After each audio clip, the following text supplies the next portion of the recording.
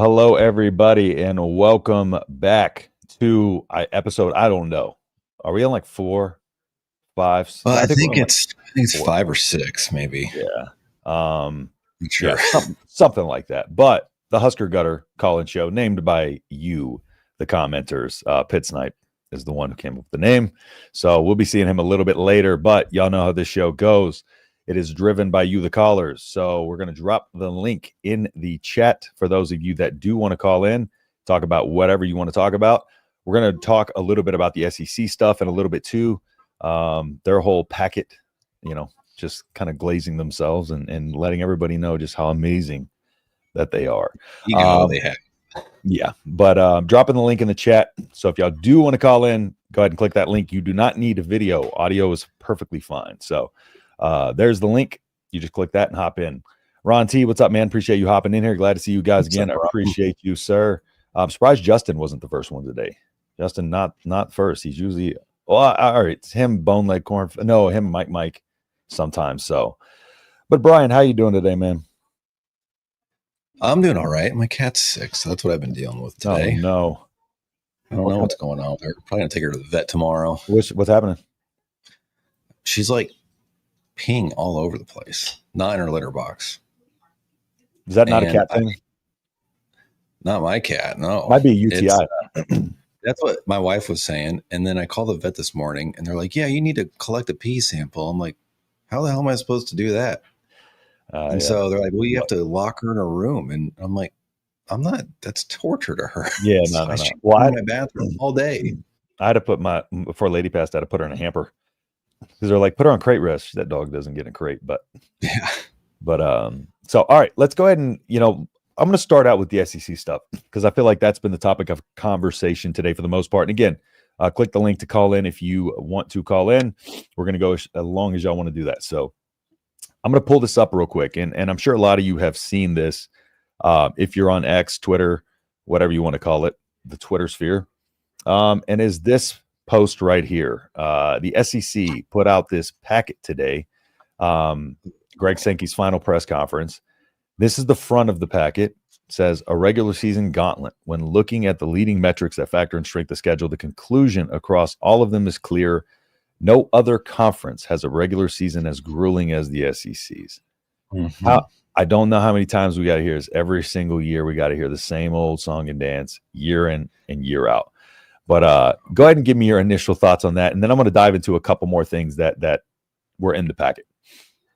So I think like top to bottom, SEC is probably better than the Big Ten, but they play 8 conference games, and that's why they cannot sit here and act like all high and mighty. Like, you're playing the Southeastern School of the Blind and Deaf in November, while Nebraska is going to be on the road against top 5 Penn State.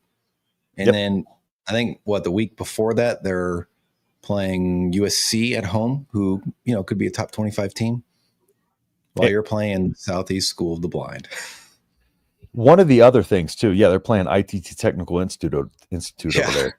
Like, and one of the things that, kind of they used in this packet, and I'll pull that up in just a second.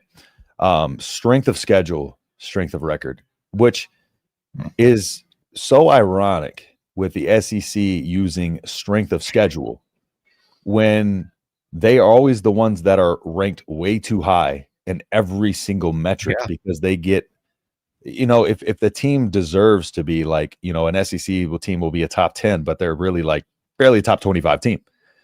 Well, that's going to boost up your strength of schedule and strength of record if you're getting, and it seems like the opposite for the Big Ten. Well, one thing too, Sean Callahan, I was listening to Husker Online a little bit on my way home from work last night. He made a great point when he was saying, so every team in the SEC, because you get that basically. Sorry, Rod. My apologies. Lost my train of thought for a second there. He's like, so every team that plays 8, or every team in the SEC plays 8 conference games, you're guaranteeing a team that's 9-3, basically, that record, instead of maybe 8-4 because they get to play the Citadel in November. Whereas like an 8-4 or 9-3 Big Ten team looks a hell of a lot better. I mean, you saw it in the bowl season. Illinois beat South Carolina, who people were saying maybe could have been a playoff team. Michigan, who was what, 7-5 before their bowl game? Yep. Mistaken. Beat Alabama, and Michigan had multiple first-round draft picks not playing. And people were trying to convince us that Bama should have been in the playoffs. And then you went out and did that against a team in the Big Ten that struggled mightily. You lost to Vanderbilt. Like that too, freaking Vanderbilt. I never understood the Alabama. They did the same thing to them in Ohio when they were trying to choose between them and Ohio State a few years back, and everybody's talking about how Alabama was in the SEC and all this other stuff, but Ohio State's strength of record and strength of schedule, if they want to use that metric, was 35th, and Alabama's was like 48th or something like that, and Alabama got in over them. Like for the people to say that biases isn't there and that where everybody's just jealous of the SEC. It's nonsense. It 100% is biases. Because we can even sit here and say like, okay, like top to bottom, it may be a better conference, but the Big Ten is like, I feel like it's 50-50 right now. The good thing is like you're seeing teams elevate. Like you saw, we can talk all the crap we want about Iowa because we don't like Iowa, but at the end of the day, Iowa wins. They get 9-10 wins every single year. And I don't care how you do it. They're winning and we're not. Now you're seeing like USC should be doing a lot better. Michigan should bounce back pretty decently. You're seeing Nebraska start to elevate. You're seeing, who was it? Illinois, they're going to probably be a playoff team potentially. You're seeing some teams in the Big Ten that were kind of at the bottom recently start to elevate their game. A lot of that has to do with NIL. A lot of that has to do with what are they getting? 21, 22 million that's coming in for the revenue share. So there's a lot of things you're going to see.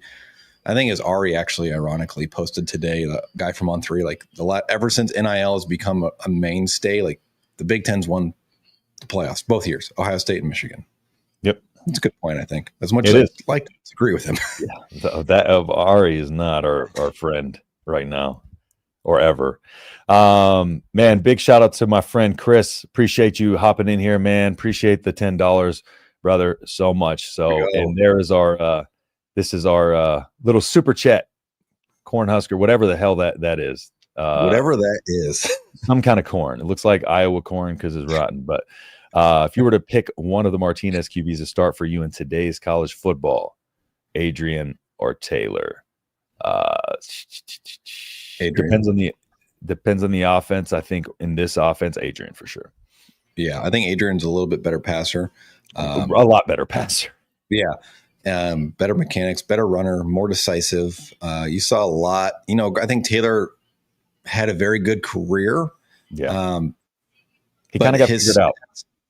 Yeah. And that was the thing. Like even when he came back his senior year, he was healthy. I believe that was his senior year. He struggled quite a bit. It was not what we were expecting. He shot out of a cannon quite literally as a true freshman. And then he kind of just never got back to that. Whereas Adrian, I felt like he also shot out of a cannon as a true freshman. That Colorado game was first game ever, and he looked very good.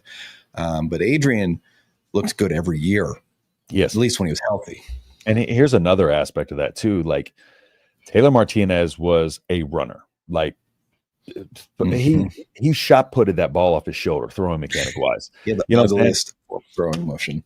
And the problem is now modern college football with the 3-3-5s, the 4-2-5s, they have sped up defenses so much, by replacing that line down lineman with a defensive back to keep up with the spread offenses. I just think he would be contained.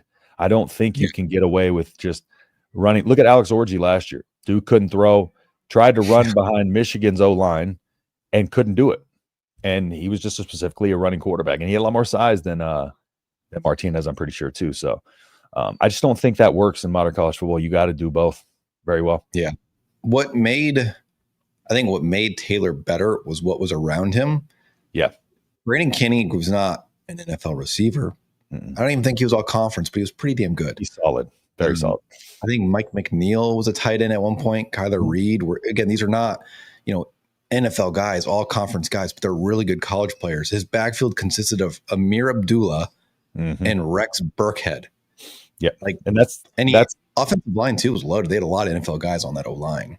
Yeah. And that's the thing. Like the part about it is just like those those guys that may not been in the NFL or NFL caliber, like we know those names because of how solid they played for Nebraska. Like they were perfect fits for those football teams, and they excelled. And Brandon Riley, you look at Brandon Riley when he was there with Tommy Armstrong, like dude made some insane plays, insane catches, but he was more so like it's just like a perfect fit for him where he was.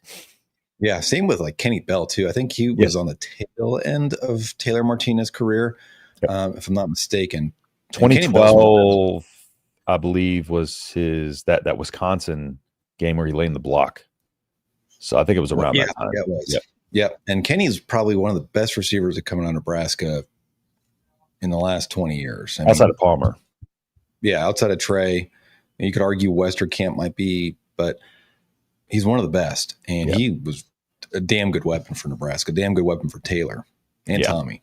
I think Kenny had more upside. I think Westerkamp was just so damn consistent, and he had such good hands. That dude was a magician at catching the ball. The dude's first catch of his career was a Hail Mary against Northwestern. His first career catch. It's crazy. Remember the back behind the back catch? Wait, was that the Ron Kellogg throw? Yeah. That was his first career catch. It's amazing.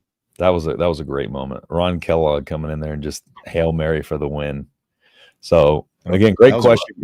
Chris, thank you so much, man. I really appreciate the $10, man. Thank you so much.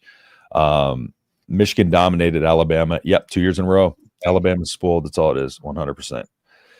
Cliff from Florida's in. What's up, Cliff? I almost said Cliff. What's up, Cliff? Appreciate you hopping in here, sir. SEC is always biased. 100%. 100%. Money corrupts, and I feel like there's some stuff going on with the committee too. Like, I don't know why they have this innate bias towards the SEC. It's like there's no rhyme or reason for it. Yeah. I don't think SEC is better. The Big Ten is more physical. You see it every week. I agree with you. I necessarily like.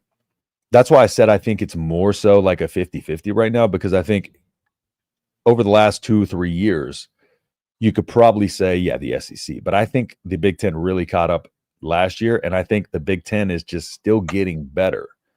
And I think the SEC is some kind of, some of their teams are getting better, but you got Alabama under the new coaching staff. They kind of took a step back. You got Georgia, who's consistent, but like you look at like Tennessee got better. Like they got better, but Ohio State though, but they got blown out by Ohio State. You know what I'm saying? So it's like they're not this.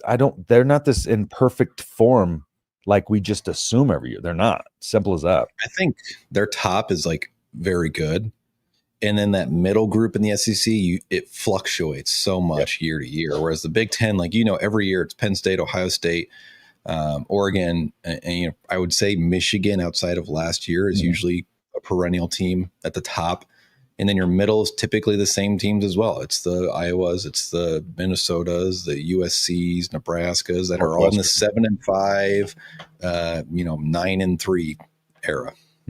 And you got Nebraska improving year after year and getting better. You got Indiana doing what they did last year. Although screw Signetti. And then you got exactly. You got USC. I mean, UCLA is going to have Yamalieva, so that they immediately get better. So like I just think this season is the year that the Big Ten really. I think that's why the SEC is coming out like so defensive with stuff like this, because I think they know this might be the year that like the Big Ten solidifies itself. I mean, last year should have been because of how it went. But this year is the real year that they kind of solidify themselves as the top conference, or have an opportunity to. Yeah. Oh, I saw a comment there that said Oregon just entered the Big Ten. Yeah, but they've been at the top of the Pac-12 for the last decade, and I don't see them slowing down anytime soon. Oh no, they're not slowing down. They got so much money. Yeah. And that's not going anywhere. And I heard from somebody that they said if that CEO or whoever dies or whatever, Phil Knight. Yeah, there was something that if he dies, like they get a fucking crazy, I'm sorry for the language, oops. They get a crazy amount of money. Yeah. They already are for him too. Exactly. So they even more. It's like they got a young coach, energetic. that a lot of people want to play for. Jumping pools with recruits that decommit 3 weeks later. So do you see that no 3 doing the reverse and jumping out of the pool? Yeah. That was crazy. All right, we got Mike calling in. What's going on, Mike? Appreciate you hopping in here, sir. As always, gentlemen, how we doing this fine Thursday evening? We're doing fantastic, man. How you? Not too bad. Got some kickoff times announced today, and I'm liking most of them. I'm not a big fan of the time that the Michigan game is. I'd much rather get the big games at night versus Akron, but I guess beggars can't be choosers. So start winning some games. That'll take care of itself. Exactly. Scott Frost screwed us again on that one. Yep. Absolutely. So Check and Frost are going to get the primetime game that week. You watch. Imagine that. And be another kind of like Deion Sanders got all the primetime. Yes. Yep. And thing about it is Nebraska, it won't take much for them to take those just because of the viewership. That's the good thing about Nebraska is they start winning, they get better. They're going to be putting a lot of those primetime slots. Oh, absolutely. Yeah. Say Nebraska and USC only have 1 or 2 losses going into that game. That could be easily ESPN primetime. Without a doubt, man. What was your concern about the Akron game you said? Yeah, I'd much rather not be I shouldn't say lower tier game, but I'd much rather be one of the bigger games, like your USC's, your Iowa game, for example. Be at night, that way it just seems like, as much as the crowd plays a factor into these games, I'd much rather have the crowd amped up at night, that place rocking like it was for Colorado and stuff for these big games versus Akron, I'll tell you what, though. Good. I'll tell you what, though, that you're going to see a lot of recruits come to that game. I think that Akron game, they're going to say, look what this stadium does at an 8 o'clock or 7 o'clock, whatever time it is. Kickoff against frickin' Akron, and it's going to be 90,000 people loud. Well, and we get booze now, so we can all get drunk. Oh, yeah. Well, if we get the game in this time, remember last time the Akron came here, it got they quit. Postponed.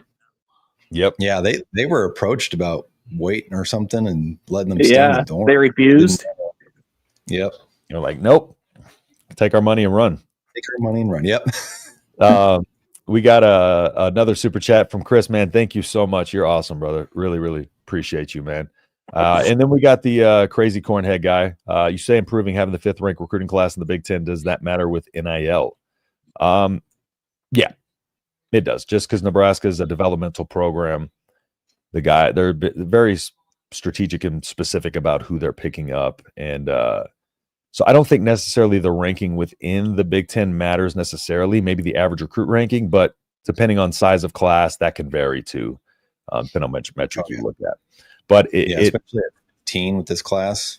But it does still matter because Nebraska is such a developmental program. They're going to be reliant on those young recruits still as well as the transfers. So, but yeah, any thoughts on that, Mike? Speaking of recruiting, we actually have our first defensive line visit coming in. Is it this weekend for a visit? Yeah. What's James? What is it? Arrington? I keep drawing a blank on his name because he's a newer name. Yeah, James Carrington.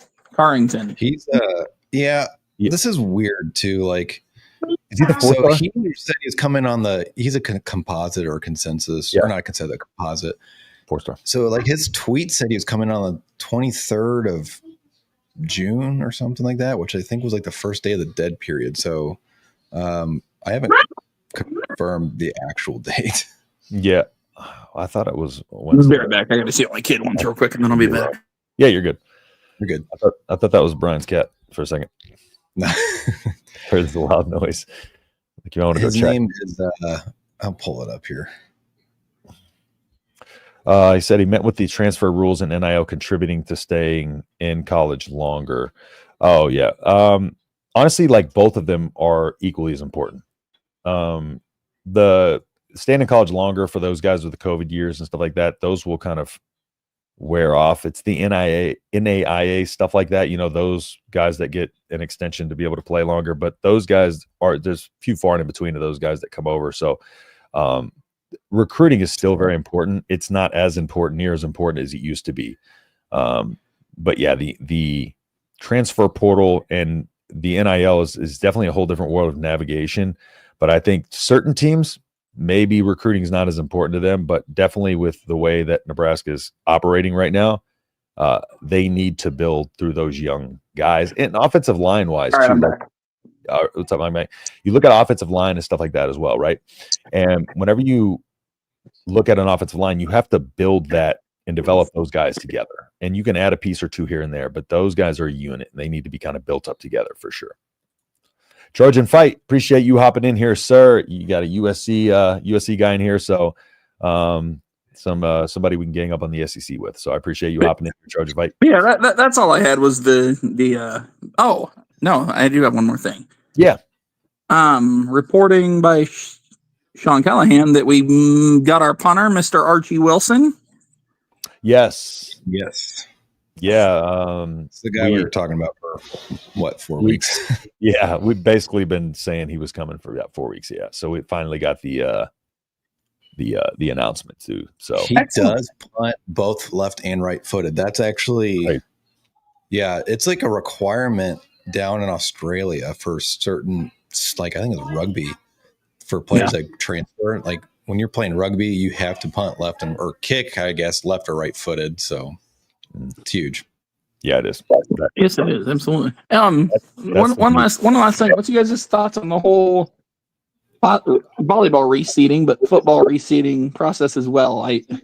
Poor Troy Dannon has kind of taken the brunt of it, but honestly, it probably should have been done many years ago and stuff. So, yeah, it's not fun being an AD when you got to make tough decisions, but the market is the market, right? And I think it was Troy said that there were seats that had like a $250 donation that they have to up to $500 because of the seat price or whatever. Like I know my seats at like where my family sits for football have no donation tied to them because they were grandfathered in from like the 1930s.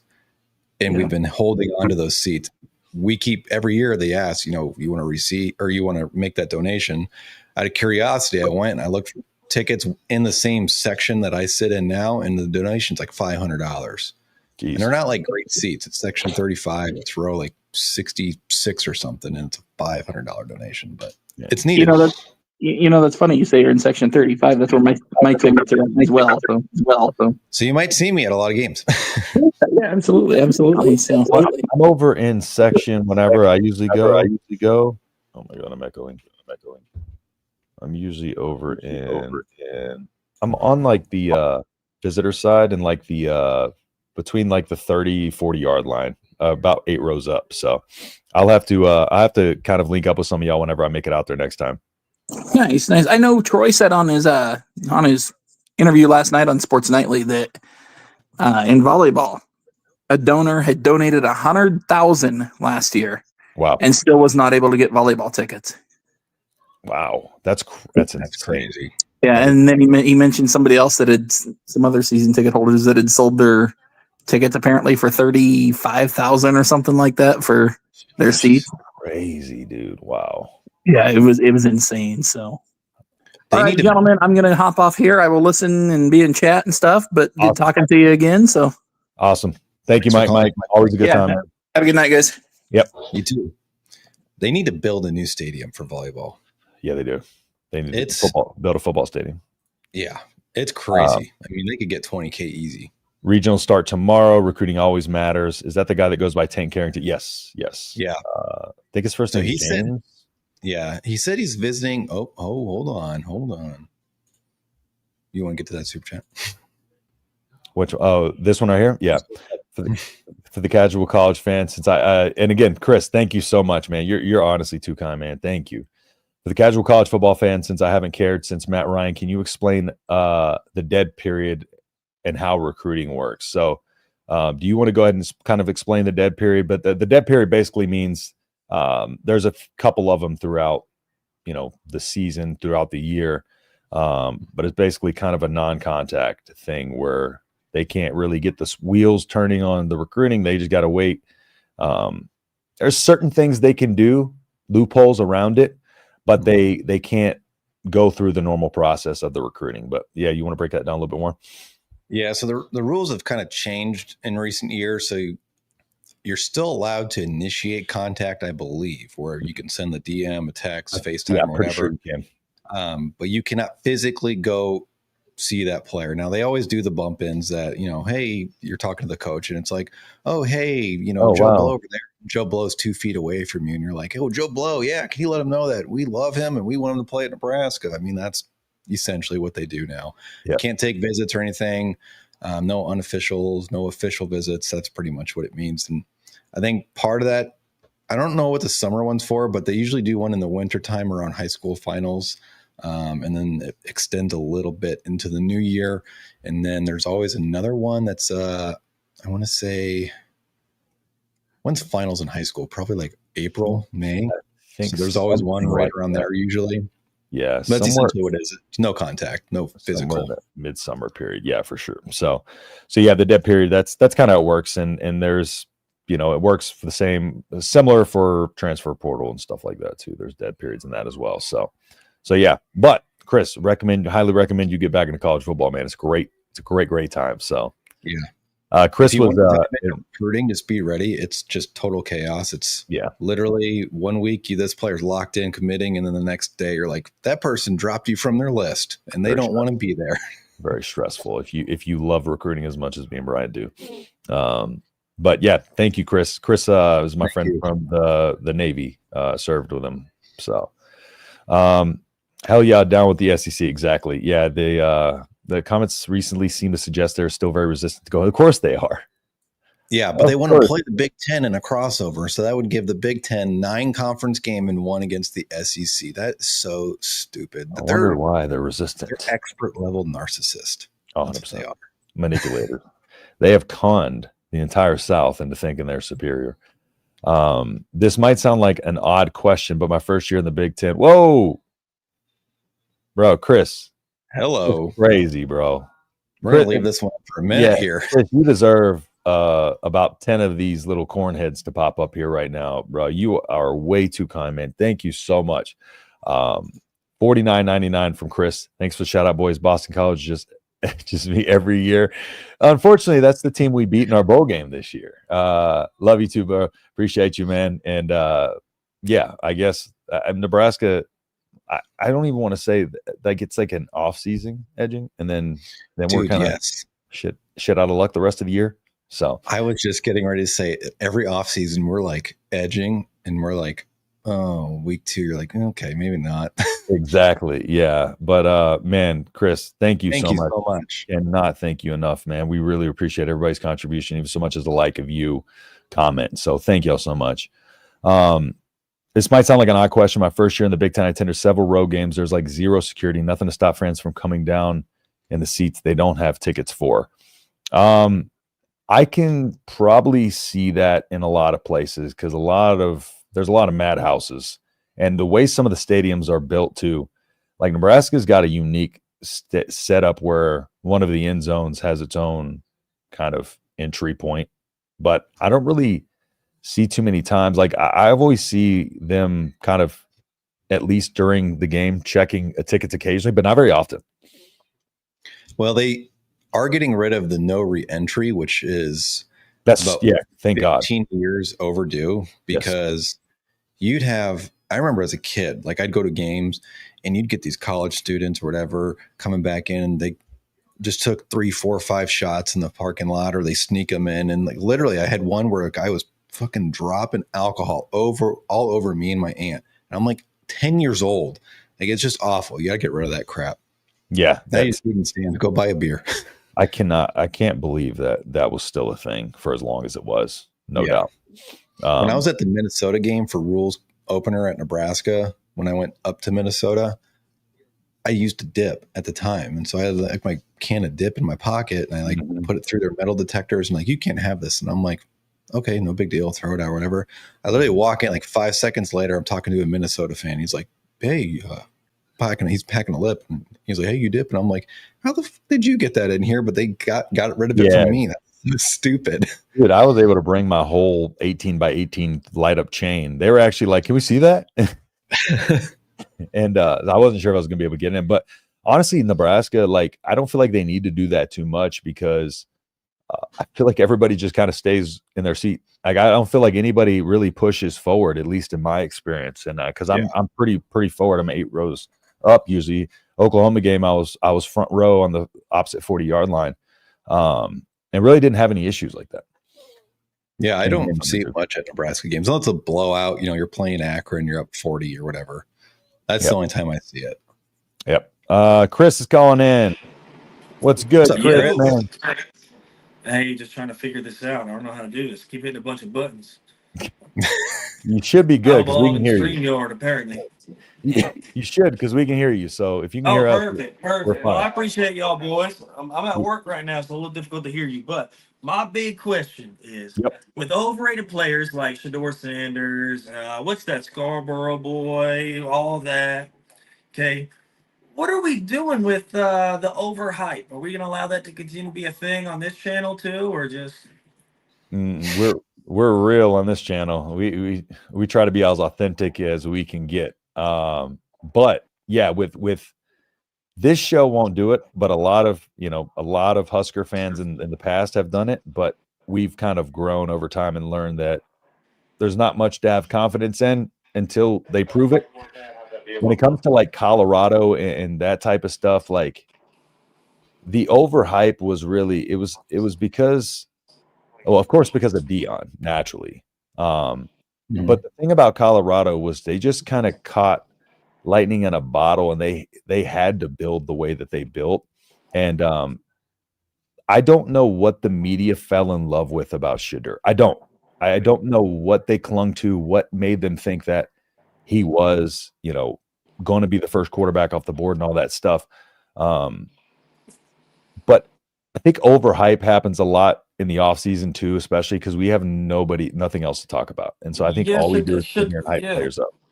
Yeah, Shedeur went from prime time to almost 199. Yeah, he was overhyped. You can't throw the football. We saw it with Cam Ward and them going side by side. You can see the difference, the size, the stature. I'm not saying Shedeur doesn't have the mindset, but you heard all those interviews. It was disgraceful. Well, another thing too, and I think Brian has brought this up too, is you think about it, he's been coached by his dad his entire life, right? And now, so like people talk about like, is he at his peak? Because he's had the best trainers money can buy coming up, and then all of a sudden now he's in the NFL and has new coaches. His dad's not overseeing, but like he's had such great training over the years. I think Brian, you mentioned this. Such great training over the years, or such high level trainers that the top of the line. Like, is he developed as far as he can develop really? Or I think as a lot of these other guys are raw 4 stars and stuff like that too. Yeah, they also built an entire system that was designed to accelerate his development or appeared development. Everything was geared to make him and Travis look as good as they were. I don't know if you've seen some of the clips too about Travis Hunter at camp at Jacksonville. Yeah. That dude runs the worst routes I've ever seen. Oh my gosh, they're freaking terrible. It was horrible. Yeah, it was pretty bad. It's pretty bad. His footwork was terrible. Yeah, but the whole system was designed to showcase those two. That's why. And plus who their dad is too. I mean, you saw a little bit too. I mean, let's be honest here. You saw a little overhype with Dylan after that UTEP game. Yeah. And you kind of had to come back down to earth a little bit too. But 100%. They're doing the same thing to DJ Lagaway right now. And Archie Manny, who's proved absolutely nothing. Yeah. And I think another thing that contributes to it is you have a huge like insurgence of fans, right? Let's say you have this big, massive insurgence of fans that all of a sudden, like for instance, Dion fans became Colorado fans. Now all of a sudden you have this big mob of people that are just pushing Colorado, like from these fans and hyping Shedeur up and hyping this, that, and the third up. And like networks want that. They want that engagement. And so like their best interest is to hype it up as well. It's like reality TV at the end of the day. It really is. They fabricate stuff, make it look a certain way. Last question before I get out of here, boys. I'm trying to work like 3 things at once. Yes, sir. Is there a breakout wide receiver you guys have in mind for Nebraska this year? Somebody that we're not expecting, just going to come out of the woodwork, something like that. Isaiah Hunter. He got a great Yeah, quarterback. I think Isaiah Hunter. he's not getting talked about as much as Dinky or even Jacory or even Cortez, who's a true freshman. Not a lot of people have talked about Hunter. I don't know why. I don't either. He's very, very good. Excellent player. In fact, he is more accomplished statistically right now as a redshirt sophomore or true sophomore than what Dane Key had accomplished at the same time. Kentucky. Yep, exactly. So Isaiah Hunter is going to be a name to watch. I appreciate y'all boys, but I'm going with Roman Mancini. I'm getting off. Hey, brother, I appreciate you so much. Thank you so much for the donations and everything. Yes, sir. Take care, brother. All right. Yeah, Chris, awesome guy, man. Yeah, Trojan recognizes it. That was a great donation. Re-entry rule sucks for smokers. However, true. It is a tobacco-free campus, and the stadium's on the campus, isn't it? Oh, true. Technically, I think. Well, I think it's. I don't know. I don't smoke, and I always just brought my dip in, so I never had an issue. That's a good question, actually. Yeah, I don't know. I'm not a tobacco guy, so Shedeur's antics on and off the field did him zero favors, 100%. And you know, the press conferences and stuff like that, and then his interviews with everybody. Yeah, I don't think. And another thing too is that just like you look at him play, and I talked about this throughout the season. He's not going to be able to play that backyard football stuff in the NFL. They're going to contain him to the pocket. Yeah, so all that running he did to make some of those games turn some of those games into wins and put up a lot of those numbers, those aren't going to be happening.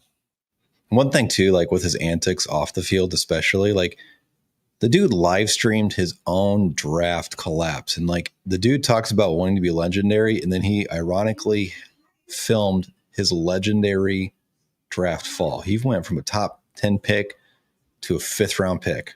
That was legendary. Wild. Yeah. And I still feel bad at the fact that I still hate that he got prank called. Like that to me that's a dirty scumbag move to like prank call him. Like I felt bad for him genuinely for like the first time. After that. So I don't agree with that. But yeah, the whole like setup they had and everything, it's just like I think a lot of us gravitate towards people who are humble and grateful. I think that's what it is. And so when somebody acts so like they are, what's the word I'm looking for? Like they've earned that spot when they haven't, or like they're just owed that spot, you know, because of who they are. That doesn't sit right with a lot of people. And I think that the arrogance is what a lot of people don't like. Yeah. So, and then didn't he win one of the quarterback awards, like the Unitas Award? I think so. Over someone more deserving like Cam Ward, which makes no sense. Makes no sense. Quinn Clark. Yeah, you said would say Quinn Williams. Quinn Clark, yeah. Because he's the one that Holgerson mentioned last year, basically his first week, brought him on the road trip to what was it, USC? Yep. I wonder where he fits in though. Yeah, that's the one thing. Yeah, we have a true need for an outside receiver outside of Dinky and probably Hunter. So is he the third man in that rotation? And how much does that spot, the third outside receiver, rotate into that spot? Exactly. Yep. Shedeur is an arrogant greed. I'm assuming it means Dion was like that too in his football days. He still is. But I feel like back then, I feel like Dion, like, I feel like in a way he kind of earned that. Yeah, I mean, because of how exceptionally good he was. Like, I feel like at a certain point, it's like, okay, like you've earned the right to swag out on people, just talk trash, like, you know, do whatever. Shedeur, in my opinion, has not earned that. It's like he's riding his father's, coattails of earning that, and then putting that on himself just because by association. So, yeah. That's the one difference I think, because I was a fan of Dion before he went to Colorado and started doing all this nonsense and talking all this nonsense. Well, I take the Nebraska game as an example. He blamed everyone but himself. He even left the field to the locker room with like 3 minutes left in the game. Yeah, remember what was it? Injury, or they were evaluating an injury, quote unquote. Yeah, which was nonsense. I remember when I was at the game, I was like, I think their backup was number 16, and so I'm like, heck is that quarterback? Who's 16? I thought maybe they were trying like a trick formation or something. And then the same thing. Yeah, I was like, where the hell's Shedeur at? So then during a timeout, I like got on Twitter and I was like, that freaking dude quit. Yep, he quit. Chris, I can't put into words what Justin's done for me over the years, brother. Donation. Hey, Chris, always here for you, man. Always here for you, brother.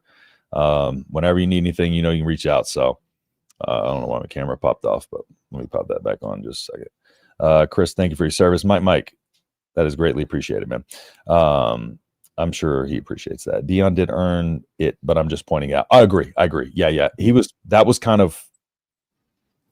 the example set for him, basically. And that I mean, that's what he knew. That's what he grew up around. So naturally he's going to act the same way. Crazy is Travis Hunter, it was widely documented that he's had issues at home and whatnot. And he had way more success than Shedeur. He won the Heisman. Mm-hmm. And he is substantially more humble and appreciative for what he's got than Shedeur ever will be. I agree. I don't know why my camera keeps cutting off, but my point. That's why I was a fan of Travis Hunter, because like I've Travis Hunter's respectful on the field as well. Mm-hmm. You know, you saw him in the Nebraska game pick up the guy, you know, put a shoulder pad, you know, his jersey back over his shoulder pad, like little things like that. And while he does go out there and dance, like I just think he loves the game of football. Yeah, that's just having fun. I just think he loves the game of football, and he's just having a blast out there, honestly. So I have nothing against Travis Hunter. It was more so the arrogance of Shedeur, because I see, again, Travis, he earned his right to be out there and do all that. But like I said, he was respectful, but he's just having fun too. And he talks some trash. He get out there, dance people, but that's sports. So, my view on Shedeur is his father talked him into returning for the 2021 season. I think in the prior year's draft, Shedeur could have been a first-round pick, maybe even top 15.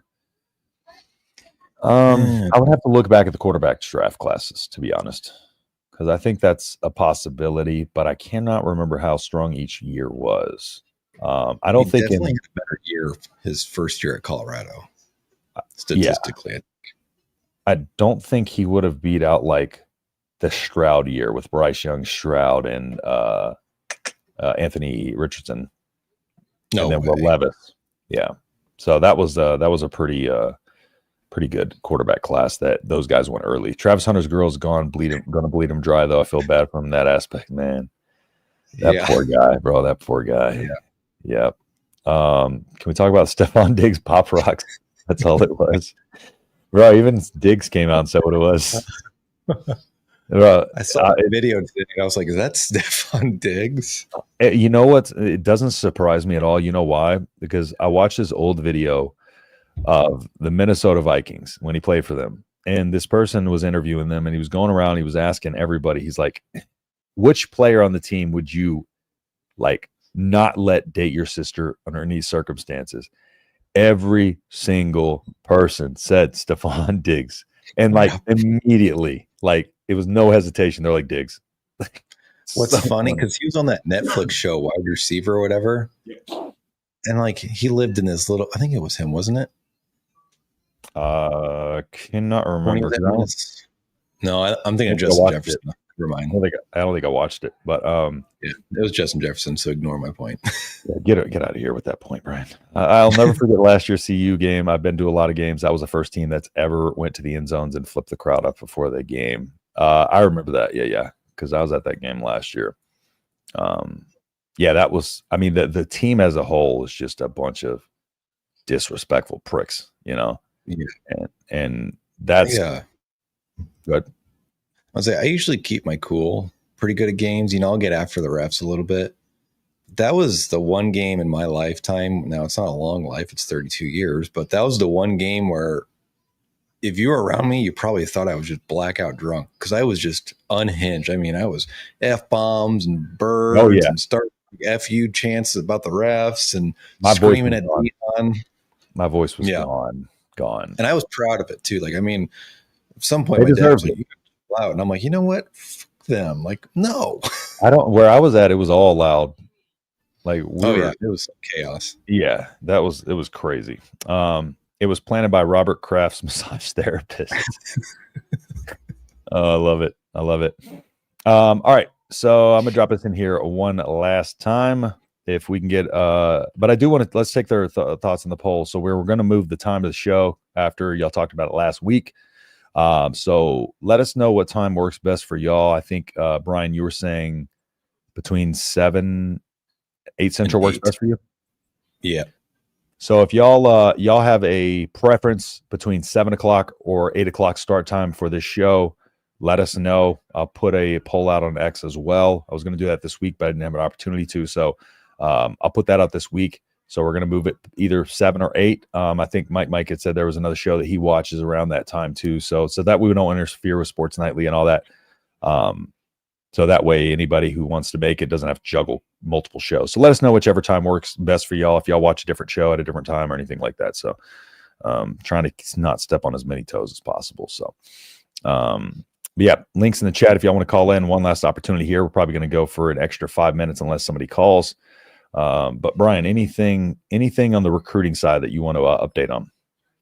Well, Darian Jones. Yeah, Darian Jones, Donovan Jones' little brother, just announced he's committing on what day was it? July 4th? July 5th? July 4th. And he's already visited Minnesota. He visited K-State already in the month of May, and then visits Iowa, Iowa State, Nebraska, Iowa, I believe in that order. And then he'll make his decision shortly after. Probably going to be a Nebraska-Iowa battle. I think Iowa probably is in the lead right now, if I'm being honest. They've been after him a lot longer and a lot harder than Nebraska, especially early. I think playing with his brother at the end of the day has a very good chance to help Nebraska a lot. Playing close to home will help a lot. But right now, I think Iowa's in a really good spot. Yep. And that's pretty much it. I mean, there's just not a lot. I mean, we talked about James Tank Arrington, I think is his last name, the defensive tackle, defensive end. It's coming in for a visit. And then there was one other guy. I talked about him in my D tackle, D end recruiting video last weekend that Nebraska added. They actually added 2 visitors for that weekend, June weekend as well. So, but there's just not a lot. Yeah. And looking at this right here. Oh, so I'll watch them both, but I know a lot of the Discord guys may join the show if they're but cool. Hell yeah. So let's try to make that happen for y'all. Is that thing true that someone said Nebraska opponents never got a holding call for the first 4? Oh yeah, it was. It might have been longer than 4 years to be honest. Yeah, I think it was longer than that. It might have been like 6 years. It was the most ridiculous thing I had ever seen. Like, it was a conspiracy. Like at a certain point, like we had to chalk it up to what it was, because how do you not get a holding call in favor of you for like 6 seasons? Just holding every game. The first hold that was called, I want to say it was against Minnesota, but I could be wrong. But I remember the announcer stating that fact about how long it had been. Like, it was such a big thing that the announcer knew it as fact and it as a somewhat conspiracy within Husker Nation. So he brought it up on the broadcast when it happened. It's crazy. The fact that let's be glad that you're not getting the treatment Nebraska's been getting. Here's this one. I'm gonna share screen here, and this is kind of a little bit of something showing something about it. So it says back in 2018, Minnesota got flagged for an offensive holding call against Nebraska. It was the first time 21 games that a Big Ten team got accepted. That's just a Big Ten team. 21 games, a Big Ten team got accepted a holding penalty against Nebraska. There's Nebraska right there. Mm-hmm. Nobody held us all of that year. And then when you call it officiating, though, everybody's like, oh, don't blame officiating. But this is holding calls are huge. It's the majority of what you're going to get throughout the season. So yeah, it was pretty wild. It says either the most undisciplined teams in the conference are on their best behavior only when they play Nebraska, or something else is going on, especially when you factor in that holding can essentially be called on every single play. Exactly. That is assuming the refs are looking at it, not suspicious at all. Number of snaps since last holding call against opponent. Let's see here. A 21 conference game would have been just over 2 years. If there's 9 every year, you're talking. Yeah, you're talking 2 years. Yep. And two and a quarter. Times held offensive only. Then what was the other one that I just looked at? Oh, it's the same one. Yeah, it's the same one. Yeah, it was just a wild sequence. Yeah, and then you got videos left and right of them getting held like crazy and all that. But yeah, that was a wild time. That was a wild time. The conspiracy of playing in Wisconsin too, that's a bad one. So many pass interferences that never get called. Hell, even against USC. OT against Wisconsin happened twice. Westerkamp got completely taken out on 4th down in OT. Yep. And then what year was it? Was it 2023? Where it was at the goal line. And our receiver was going up for a ball and got hit before the ball got there, jumping up at the goal line. Yeah, it was I think it was Rule's first year. It was Xavier Betts. I think, exactly. 2023. And he got hit. Like, they were both going up for the ball, and the guy, like, hit him midair and knocked him away from the ball before he had a chance. No, it was Malachi Coleman, not Xavier. But okay. Yeah, Xavier was off the team at that time. Yeah, it's hard to keep up with him. For the record, we only lost to Nebraska in the Pinstripe Bowl because we didn't want that in New York. Whatever way, I'm just happy we beat Bill O'Brien as a Texans fan. I needed that personally. I needed that vendetta. Well, that's crazy. I don't feel as bad about missed calls last year for us now. Yeah. Unfortunately, we have to be the ones to make people feel better about their lack of calls. But yeah. Go watch that Colorado game. Remember that like 75-yard run on Ramir Johnson or swing pass? There was nothing. No penalty. Zero holding. They called back like 140 yards of offense on that single drive. And it was phantom every time they played it over the Jumbotron. Yeah. That's when I was losing it. Yeah. If I remember correctly, we even played a team that season that had the conference worst ranking in penalties. And if I remember right, they had 2 little tic-tac calls against them that game. Probably pretty true. That's probably true. Ohio State too. Yeah, probably. So is Bill O'Brien blind, deaf, or something else said? No, he's retarded. Did I say that? YouTube don't demonetize. He's retarded. Because he ran the Texans in the ground. The Texans were basically like, we got a horrible coach. He can't figure it out. So we're going to give you one opportunity. Here, how about you be the GM and the coach? So that way you're in control. And if you screw up, it's your problem. But not realizing that if your GM screws up, it screws you up in the future. Luckily, Nick Caserio came in and saved us. But Bill O'Brien, yeah. They let him they gave him the rope to hang himself with, essentially. Exactly. Not realizing what it would do to them. So what about the no-call targeting call when Illinois tackled Barney going out of bounds in OT? Yeah. Oh, my God, bro. This is making me sad thinking about it. Just Trojan fight, just be glad you're not getting as bad a treatment as Nebraska still to this day is getting. I mean, it's bad. Maybe it's because we came in solo and they came in with like a few different teams as part of a merger. So maybe they're not getting the bad treatment that we got coming into the conference. Yeah, because even like the Ohio State game, they called us for offensive pass interference when Isaiah Nayor got tackled. Taken out. Yeah. That was crazy. And then the next play, they shorted us 3 yards on a clearly obvious first down run that resulted in us having to kick a 54-yard field goal. Yep. Can't make this stuff up. We can do this for hours. Every game, I feel like. North Carolina, Nebraska have a better record this year. Nebraska. What's North Carolina? Yeah, I think North Carolina, if you add Bill Belichick's girlfriend's age, so she's 25, so 2 + 5 is 7. I think that's where they're going to finish. I think 25 might be a little bit above, but I don't know. She might be like 20. I don't know. But North Carolina's win total is pretty much -110 for over under 7.5. So they got an easier schedule. I'm joking, but that was actually a good guess. Yeah, exactly.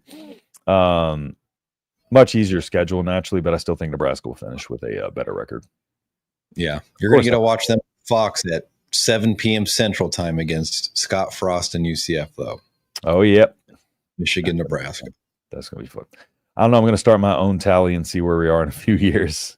That's probably a good idea. But yeah, because usually people, if you complain arbitrarily, people don't care. But if you give numbers, people still don't care. Actually, they were like, "Oh, it sucks to suck," and I'm like, "All right, well, cool. Well, I guess nobody." Yeah, we haven't been good, but we don't we also got screwed a lot. We got screwed a lot. All right. Well, if we don't get any more calls, we're going to wrap the show up here. Thank you, everybody who tuned in. We're going to try to put out a post on X to see if y'all want to do the 7 or 8 o'clock. 8 o'clock. Oh my God, I'm echoing at the Is this all because of the frost? I want to call it the Big Ten. You answer that because I'm echoing. Yeah, I think it's part of it, but we're getting screwed well before then too. I mean, that's honestly part of it though. Like, I think the Big Ten absolutely hated Nebraska, but they had no issue with Ohio State saying anything. They had no issue with anybody else saying anything. It was just the team that isn't your power team was speaking up, and they have an issue with that. The newbie. Yeah. Good show, guys. See you next time. Charge and Fight. Appreciate you hopping in here, man. Always a good time. So, yet Ohio State did the same thing and nobody says a word about it. Yeah, exactly. All right. Well, we're going to go ahead and wrap up here. Again, y'all be on the lookout for that so you can let me know what time works best for y'all. And then, Brian, do you have anything before we conclude the show here? Nope. We're ready to rock. Ready to rock and roll. And then y'all tune in Tuesday, 6 p.m. Central for our live show. That one's going to be staying at the same time. So 6 p.m. Central time. Be ready for that. Also, more content coming up for you throughout the weeks as well. But with that being said, I'm Justin, that's Brian, and we will see you in the next video. Peace.